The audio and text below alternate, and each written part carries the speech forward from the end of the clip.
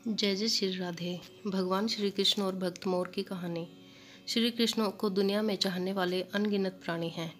ऐसे ही अनगिनत लोगों में पशु पक्षी भी आते हैं। ऐसे ही एक पक्षी में शामिल था एक मोर। वह प्यारा सा मोर भगवान श्री कृष्ण का परम भक्त था। उस मोर को भगवान की ही भक्ति में लीन रहना अच्छा लगता था।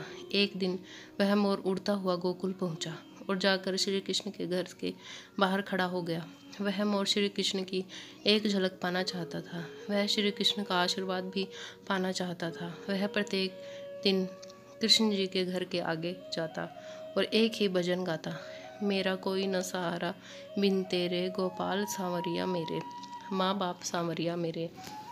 अब हर दिन उसकी यह आदत बन गई थी कि उसको कान्हा के घर के आगे जाकर ही बैठना है।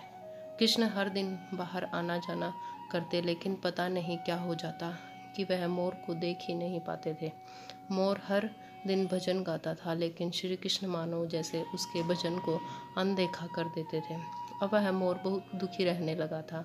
वह यही सोचता कि प्रभु उसको अनदेखा क्यों कर रहे हैं। उसने ऐसी कौन सी बड़ी गलती कर दी थी जिसके कारण भगवान उससे नाराज थे। अब पूरा 1 साल बीत गया था, लेकिन अब श्री कृष्ण ने मोर के भजन पर कोई प्रतिक्रिया नहीं दी थी।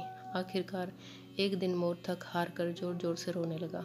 उसकी सिसकती आवाज़ को किसी ने भी नहीं सुना। तभी वहाँ से एक मैना गुजर रही थी। उसने देखा कि मोर जोरों से रो रहा था। वह मोर के समीप पहुँची और पूछा, क्या हुआ भाई, तुम रो क्यों रहे हो? मोर ने कहा, अब मैं तुम्हें क्या बताऊँ बहन, दरअसल मैं बहुत दुखी हो गया हूँ। अब पूरा 1 साल हो गया है मुझे यहाँ आते हुए, लेकिन श्री कृष्ण ने एक बार भी पलट कर नहीं देखा मुझे। पता नहीं क्या गलती की है मैंने। मैना बोली, भाई तुमने कोई गलती नहीं की है। मुझे पता है कि तुम बहुत दुखी हो। मुझे लगता है कि तुम्हारे दुख को राधा रानी ही दूर कर सकती हैं। चलो मैं तुम्हें राधा रानी के घर बरसाना ले चलती हूँ।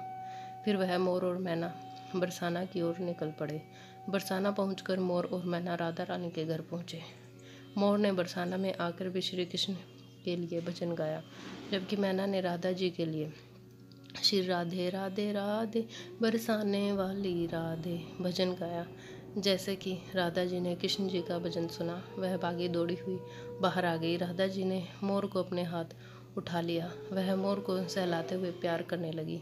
राधा रानी ने पूछा, मोर तुमने बहुत प्यारा भजन गाया, तुम कहाँ रहते हो और मेरे घर के आगे आकर गाने का कारण तो समझाओ। मोर बोला, राधा रानी मैं कृष्ण जी का भक्त हूँ। मैं 1 साल से कान्हा के भजन गा रहा हूँ, लेकिन उन्होंने मुझे एक बार नहीं देखा। यहाँ तक कि जब मुझे प्यास लगी तो भी उन्होंने मुझे पानी तक नहीं पिलाया। ऐसा कहते ही वह मोर फिर से रोने लगा। राधा रानी ने कहा, प्यारे मोर तुम रो मत। अगर तुम्हें श्री कृष्ण का आशीर्वाद चाहिए तो तुम ऐसा करो कि तुम श्री कृष्ण के भजन की जगह राधा रानी का भजन गाकर देखो। हो सकता है यह सुनकर श्री कृष्ण खुद ही चलकर तुम्हारे पास आ जाएं। मोर और मैना ने राधा रानी की बात को एकदम सही माना। अब वह दोबारा गोकुल की ओर उड़ चले। गोकुल में पहुंचकर मोर ने फिर से श्री कृष्ण के घर की ओर रुख किया, पर इस बार कृष्ण जी का भजन गाने के बजाय मोर ने राधा रानी का भजन गाया। श्री राधे राधे राधे बरसाने वाली राधे। जैसे ही राधा रानी के नाम का भजन कृष्ण जी के कानों में पड़ा, श्री कृष्ण बाहर की ओर दौड़े चले आए।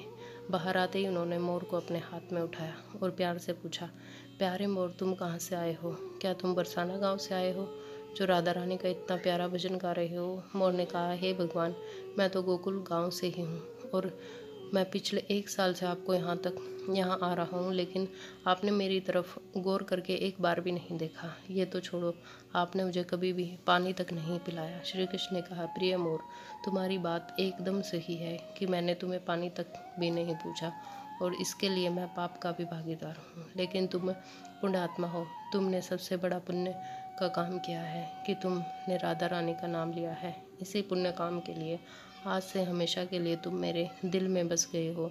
आज से तुम्हारा स्थान मेरे सिर पर होगा। फिर कृष्ण जी ने मोर का एक गिरा हुआ पंख उठाया और उसे अपने मुकुट पर लगा लिया। बस उस दिन से लेकर आज तक हम सभी मोर पंख को बहुत पवित्र मानते हैं। जय जय श्री राधे।